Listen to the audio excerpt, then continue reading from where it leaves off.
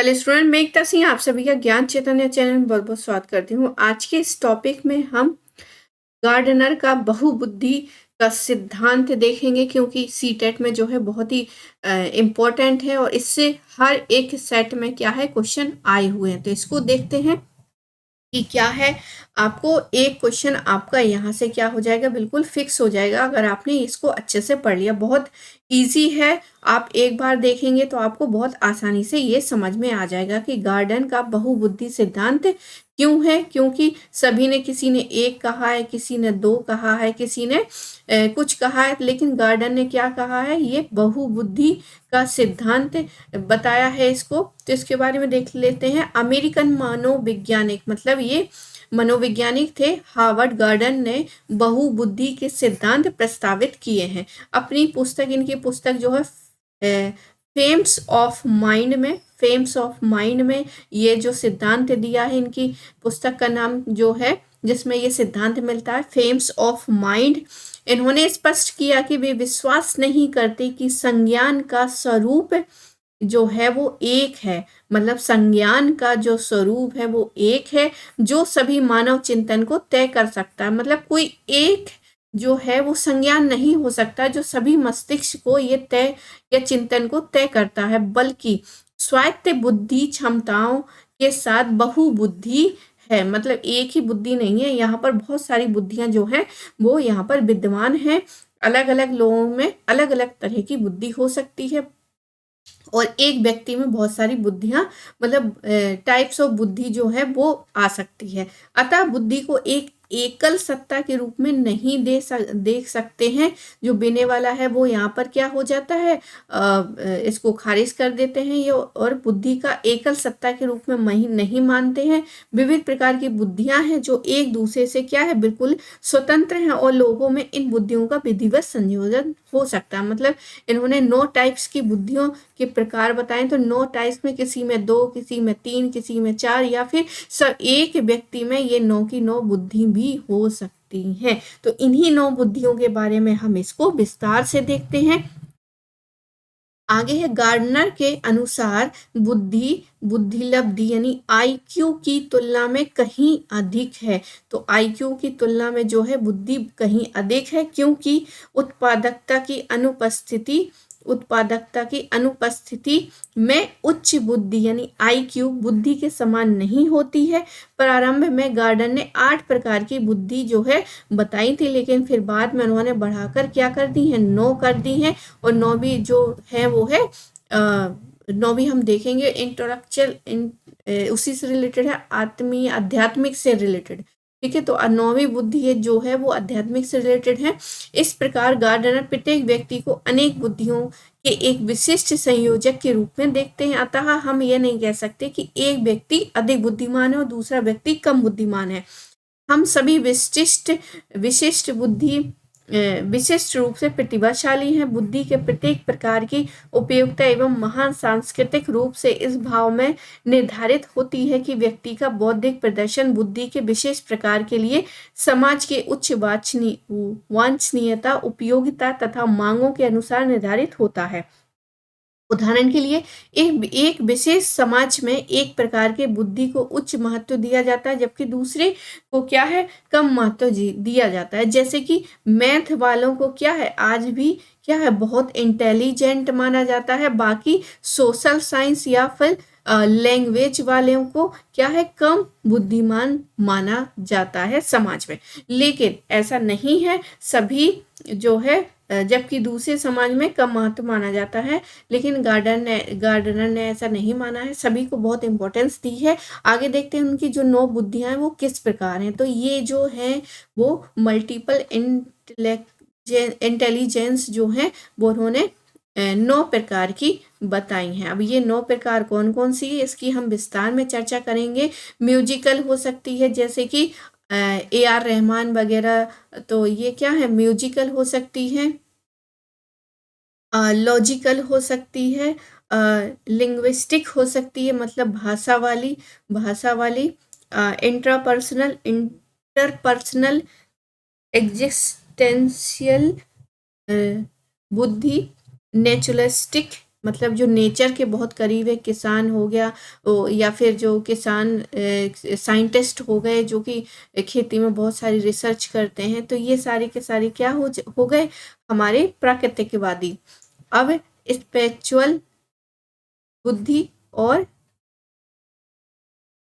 Kinaesthetic बुद्धि, तो इन सब के बारे में एक एक करके देखते हैं कि किस प्रकार की लोग जो हैं वो हमारे समाज में विद्यमान है। हमें अगर जिसको मैथ नहीं आती तो वो बिल्कुल भी महामूर्ख नहीं होगा, वो भी क्या है, बुद्धिमान है। तो देखते हैं इसमें क्या है। तो सबसे पहले यहाँ पर लिंग्विस्टिक देखते हैं, यानी कि भाषागत। भाषागत में क्या है, तो भाषागत में यहाँ पर भाषागत जो है बुद्धि भाषा का प्रयोग करने की योग्यता से संबंधित है। मतलब जो भाषा का उपयोग कर सके, चाहे वो लिखने में हो, चाहे वो है बोलने में हो, लिखने में हो जाएंगे कवि वगैरह, बोलने में हमारे जो हो जाएंगे वकील लोग। तो ये सारी जो है भाषागत बुद्धि का इनको बहुत अच्छे से ज्ञान होता है, यानी योग्यता होती है। ये शब्दों को कुशल तरीके से बोलने और लिखने में क्या है प्रयोग कर सकते हैं। उच्च मौखिक हो या भाषाई बुद्धि वाले लोग स्वयं की अभिव्यक्ति, चीजों को व्यक्त करने एवं बनाने में, शब्दों एवं भाषा का प्रयोग करने में बहुत अच्छे होते हैं। वे भाषा को प्रवाह एवं नम्यता एवं सृजनात्मक तरीके से प्रयोग करते हैं। वे अनेक भाषाओं को आसानी से सीख सकते हैं। कवि हो गए, लेखक हो गए, पत्रकार हो गए, वकील हो गए, शिक्षक हो गया, नेता हो गया, दार्शनिक हो गया और वक्ता बुद्धि के इस घटक में बहुत सशक्त होते हैं। Robert Frost, William Wordsworth, William Shakespeare, Gulzar R K Narayan, Chetan Bhagat भाषागत बुद्धि के उच्च क्षमता वाले व्यक्तियों के रूप में उल्लेखनीय है। तो भाषागत बुद्धि आप समझ गए होंगे कि जो लिखने में और जो बोलने में क्या है, भाषा का बहुत अच्छे से उपयोग कर सके, उसको क्या है भाषा बुद्धि वाला कहेंगे। आगे है तार्किक, लॉजिकल या मैथमेटिकल बुद्धि। तो तार्किक चिंतन हो या गणितीय, मतलब जो मैथ को बहुत अच्छी तरीके से क्या कर सकता है, सॉल्व कर सकता है। इस बुद्धि में उच्च क्षमता वाले लोगों में अमूर्त तर्क ही तो करना होता है। मैथ में हम माना कि इतना गुणनफल है तो मानते, मतलब जो चीज सामने नहीं है उसका अमूर्त चिंतन कर पाना, वही क्या सफल हो जाता है लॉजिकल और मैथिकल बुद्धि में। आगे है आलोचनात्मक चिंतन और संख्याओं के प्रयोग में अच्छे होते हैं लॉजिकल बुद्धि वाले और मैथमेटिकल वाले। इस प्रकार की बुद्धि का परंपरागत अवधारणा के साथ बेहतर से संबंध होता है। वैज्ञानिक हो, अभियंता यानी इंजीनियर, चिकित्सक, अर्थशास्त्री आदि उच्च स्तरीय तार्किक गणितीय बुद्धि वाले होते हैं। ये गणित, गणना, संख्या, कंप्यूटर प्रोग्रामिंग में अच्छे होते हैं। अल्बर्ट आइंस्टीन हो गए, आर्किमिडीज हो गए, सी रमन हो गए, अमर्त्य सेन बुद्धि के इस क्षेत्र में उच्च स्तरीय वाले व्यक्तियों के उदाहरण के रूप में हम देखते हैं। अब हम देखते हैं संगीतज्ञ, मतलब संगीतात्मक बुद्धि देखते हैं। तो संगीत में रचना करने वाले, क्योंकि संगीत के सुरों को समझना जो है हर किसी के बस की बात नहीं है। स्वरबद्ध करने और आरोह अवरोह करने के लिए ताल, ध्वनि और तरीके का उपयोग करने की योग्यता क्या है, सिर्फ और सिर्फ संगीतात्मक बुद्धि वालों के पास होती है। इसमें संगीत के प्रति संवेदनशीलता और संगीतमय तरीकों को पहचानने एवं कुशलता से प्रयोग करने की योग्यता शामिल है। संगीतात्मक बुद्धि में उच्च स्तरीय क्षमता वाले व्यक्ति के गीतकार, संगीत निर्माता, वादन संगीतकार बनने की संभावना होती है। Yehudi Menuhin, Ludwig van Beethoven, Michael Jackson, W.A. Mozart, M.S. Subbulakshmi, Lata Mangeshkar, R.D. Burman, Zakir Hussain, ठीक है। तो ये सारे क्या है संगीतज्ञ, और भी वर्तमान में जितने भी संगीतज्ञ हैं वो उनके सबके पास क्या है बहुत ही अच्छी और संगीतमय जो है वो उनके पास बुद्धि है। आगे देखते हैं शारीरिक गति संवेदी। तो शारीरिक गति संवेदी में क्या हो जाएगा, इसमें जो हमारा शरीर होगा वो क्या फिजिकली बहुत अच्छा होगा, हम कुश्ती लड़ सकते हैं, हम दौड़ सकते हैं, हम क्या भाला फेंक सकते हैं, हम हम क्या कर सकते हैं, हम टेनिस खेल सकते हैं, हम क्रिकेट खेल सकते हैं। तो ये सब क्या है, ये सब क्या है, शारीरिक गति संवेदी है। बाकी आगे देखते हैं, बुद्धि अपने शरीर की गति और क्रियाओं को उपयोग करने एवं नियंत्रण करने की योग्यता है। नर्तक, इसमें नर्तक मतलब जो डांस करते हैं, खेल से जुड़े हुए व्यक्ति प्रायः इस बुद्धि के उच्च स्तरीय क्षमता रखते हैं। सर्जरी, हस्तकला में भी इसकी आवश्यकता होती है, क्योंकि इसमें फाइन मोटर से जो है कौशल तथा निपुणता शामिल होती है। उच्च स्तरीय शारीरिक गति संवेदी बुद्धि वाले व्यक्ति अच्छे एथलीट्स हो सकते हैं, अभिनेता हो सकते हैं, खिलाड़ी हो सकते हैं, कलाबाज हो सकते हैं। योग अभ्यास यानी बाबा रामदेव भी क्या है, इसी शारीरिक गति संवेदी बुद्धि के अंतर्गत आते हैं। और आगे देखते हैं, व्यक्ति, सर्जन, पुलिसकर्मी, और इसमें क्या पुलिस वाले जो लोग हैं वो भी शारीरिक क्षमता रखते हैं, और तो वो भी इसमें आते हैं। सिपाही बन सकते हैं, ब्रेडमैन, तेंदुलकर जैसे क्रिकेटर, कोहली वगैरह ये सब बन सकते हैं। और क्या है, बीजी बिरजू महाराज जो कि कथक के बहुत फेमस नृत्यकार थे, वो भी, सोनल मानसिंह, संयुक्ता परिहारी, माधुरी दीक्षित मतलब एक्ट्रेस जो है वो इसी के अंतर्गत आएंगे, रेखा भी इसी में आएंगे। जैसे नर्तक, रोजा मारिया, रिचेट जैसे नट और कलाबाज देखें, और एशियाई खेल में स्वर्ण पदक पीटी उषा, विजेंद्र सिंह, और ये सारे के सारे जो हैं इसी बुद्धि के अंतर्गत आएंगे। तो शारीरिक गति संवेदी मतलब जिसका हष्ट पुष्ट हो और क्षमता रखना हो चीजों को करने के लिए, तो वही व्यक्ति क्या है इसमें सफल होता है, और उसकी बुद्धि यहाँ पर अच्छे से काम करती है। आगे देखते हैं और कौन सी है, तो आगे है देशिक यानी स्पेशियल बुद्धि। देशीय या चाक्षुक सूचना को प्रभाव तरीके से ग्रहण करने, समझने और उसको प्रयोग करने की क्षमता। इस प्रकार के लोग देशिक यानी अभिविन्यास, दृश्य, आकार और तरीके बनाने से में बेहतर हैं। यानी कि जो पेंटर हैं हमारे, जो कि चित्रकार हैं, चित्रकार जो हैं वो इस बुद्धि वाले होते, ये इस बुद्धि के होते हैं। देशिक बुद्धि, ये दिमाग की आंखों से दुनिया को आसानी से देख लेते हैं, अपनी आवश्यकता के अनुसार परिवेश में सुधार करते हैं तथा अपने दृश्य अनुभवों के आधार पर पहलुओं की पुनर्रचना करते हैं। वे विभिन्न कोणों के आकारों, आकृतियों, चेहरों को याद करके, विवरण प्राप्त करके चीजों को देखने में बेहतर होते हैं। इस बुद्धि को अधिक मात्रा में रखने वाले लोगों में वास्तुकार बन सकते हैं, चित्रकार, इंटीरियर डिजाइनर बन सकते हैं, सर्जन भी बन सकते हैं क्योंकि फाइन मोटर्स की भी जरूरत होती है, पायलट बन सकते हैं, ड्राइवर बन सकते हैं, नाविक बनने की क्षमता होती है। एम.एफ. हुसैन हो गए, ये पेंटर है। अमृता शेरगिल, ये भी क्या है, पेंटर है। माइकल एंजेलो और लियोनार्डो दा विंची, ये भी बहुत बड़े फेमस आर्टिस्ट थे। IMPI उच्च स्तरीय देशिक बुद्धि वाले व्यक्ति के कुछ यहाँ पर एग्जाम्पल है। आगे देखते हैं, और अंतर व्यक्तिक मतलब इंटरपर्सनल क्या है, बुद्धि दूसरों को समझने और सामाजिक पारंपरिक क्रिया की योग्यता से संबंधित है। वे दूसरों की भावनाओं और परिप्रेक्ष्यों को समझ सकते हैं और बेहतर अंतर व्यक्ति संबंध स्थापित कर सकते हैं। वे अन्य लोगों के प्रति संवेदनशीलता एवं तदनुभूति पूर्वक समझ भी रखते हैं। उच्च स्तरीय अंतर व्यक्ति बुद्धि वाले व्यक्तियों के सामाजिक कार्यकर्ता, प्रबंधक, मनोवैज्ञानिक, नर्स, परामर्शदाता, नेता, राजनेता, शिक्षक, सुधारक और आध्यात्मिक गुरु बनने की प्रवृत्ति होती है। इस प्रकार की उच्च क्षमता वाले व्यक्तियों के कुछ उदाहरण है, मदर टेरेसा, महात्मा गांधी, सर्वपल्ली राधाकृष्णन, राजा राम मोहन राय, श्री श्री रविशंकर और माता अमृतानंदमयी। तो इंटरपर्सनल जो दूसरों को समझने तथा सामाजिक परिपर्य क्रिया की योग्यता से संबंधित हो, मतलब दूसरों की भावना को समझ सके, ऐसे वाले लोगों के पास जो है इंटरपर्सनल बुद्धि होती है।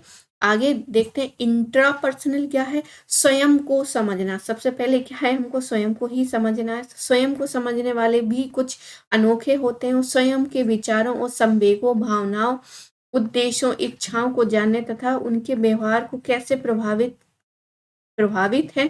ये समझने की योग्यता, अपनी ताकतों, सीमाओं, लक्ष्यों तथा जीवन की महत्वाकांक्षाओं के बारे में जागरूक शामिल है। इस प्रकार की बुद्धि में व्यक्ति की आत्मविश्लेषणी तथा आत्मचिंतन चिंतनशील क्षमताएं शामिल होती हैं। तो इंट्रा पर्सनल बुद्धि में हमें अपने आप को ही समझना क्या है यहाँ पर जरूरी होता है। तो जो लोग अपने आप को समझ लेते हैं वो अपने आप को एक जगह स्थापित करने में सक्षम हो जाते हैं। इसी प्रकार आगे देखते हैं, व्यक्ति सामान्यतः अंतर्मुखी होता है, सहज ज्ञान से युक्त होता है, कार्य को अकेला करने में उनको ज्यादा प्रसन्नता होती है क्योंकि वो अपने आप को लीड कर रहे हैं, अपने आप को कुछ करने के लिए प्रेरित कर रहे हैं। तो उनको क्या है, अपना अकेलापन उनको ज्यादा अच्छा लगता है। तो कार्य जो भी करेंगे वो अकेले में करेंगे तथा किसी बाहरी घटनाओं से प्रभावित नहीं होते हैं। अनेक व्यक्ति उन्मुख करियर अंतर व्यक्तिक बुद्धि की आवश्यकता होती है, जैसे मनोवैज्ञानिक, आध्यात्मिक गुरु इस प्रकार के कुछ उदाहरण हैं, जैसे कि स्वामी विवेकानंद, रामकृष्ण परमहंस, श्री अरविंदो, दार्शनिकों एवं लेखकों में भी सशक्त अंतर्व्यक्ति बुद्धि होती है। आगे देखते हैं, प्राकृतिकवादी नेचुरलिस्टिक बुद्धि क्या है। अन्य तरीकों से इनको पहचान और समझ सकते हैं। इसमें प्रकृति की सभी विशेषताएं, वनस्पति, जीव जंतु, सभी जैव विविधता के प्रति संवेदनशील शामिल है। गार्डनर ने अपनी 7 मूल बुद्धियों में से इसकी 8 प्रकार की बुद्धि को जोड़ी है। तो प्राकृतिकवादी जो है वो 8वीं है। प्राकृतिकवादी कौन सी हो गई, 8वीं है। इस प्रकार लोग प्रकृति की सुंदरता तथा प्रकृति के सूक्ष्म पहलुओं को महत्व देते हैं, जैसे शिकारी हो गया, किसान हो गया, प्राकृतिक प्रेमी, वनस्पति वैज्ञानिक, मतलब जितने भी हमारे वेटनरी हो गए या फिर जो हमारे साइंटिस्ट हो गए, एग्रीकल्चर साइंटिस्ट हो गए, वो सारी के सारी इसी में आएंगे। और जो एग्रीकल्चर लेते हैं वो भी कहीं ना कहीं प्राकृतिकवादी होते हैं। तो जीव वैज्ञानिक, पर्यटक या फिर माली कह लीजिए, माली भी क्या है, प्राकृतिकवादी होते हैं। पहलू के उच्च स्तरीय बुद्धि होती है। चार्ल्स डार्विन एक प्राकृतिकवादी थी जो की अपनी पुस्तक on the origin of species के आधार पर विज्ञान के विकास में अनेक महत्वपूर्ण योगदान के लिए जाने जाते हैं। उच्च स्तरीय प्राकृतिकवादी बुद्धि के एक उदाहरण है। अब अंतिम है 9वीं। तो ये है हमारी 9वीं, गार्डन जी ने जो 9वीं बुद्धि अस्तित्व परक, मतलब यहाँ पर गार्डनर ने अस्तित्व परक बुद्धि को 9वीं बुद्धि से जोड़ा है, जो मानव अस्तित्व के बारे में, व्यक्ति के जीवन के अर्थ से परे, मतलब व्यक्ति के जीवन का जो अर्थ है उससे भी बहुत ऊपर क्या है, ये व्यक्ति क्या है, पहुंच जाते हैं। जैसे कि हम इस दुनिया में क्यों हैं, मृत्यु के बाद हमको कहाँ जाना है, आदि को सामना करके संवेदनशील और क्षमता से संबंधित होते हैं। तो ये बहुत ऊंची और क्या है, अस्तित्व परक वाली बुद्धि है। इस सरोकार जीवन में बृहत तस्वीर या जीवन के अंतिम सत्य से है। ब्रह्मांड विज्ञानी तथा दार्शनिक बुद्धि के इस पहलू के उच्च स्तरीय होते हैं। तो ये रही 9 बुद्धियां जो कि गार्डनर ने हम लोगों को बताई है। और ये सब हमें इसलिए पढ़नी है क्योंकि हम इन सबको यूज़ करके जब हम क्लास में जाएं, बच्चों को पढ़ाएं, तो क्या होना चाहिए, ये सारी की सारी बुद्धि हमें पता होनी चाहिए। और हमें इन्हीं बुद्धि वाले बच्चे हमें क्या है, हमारे सामने हमें मिलेंगे। और जब हम इन बुद्धि के बारे में पहचान सकेंगे तो हम बच्चों को अच्छे से गाइड कर सकते हैं, उन्हें अच्छे से उन बुद्धियों को क्या कर सकते हैं, निखार सकते हैं। जैसे कि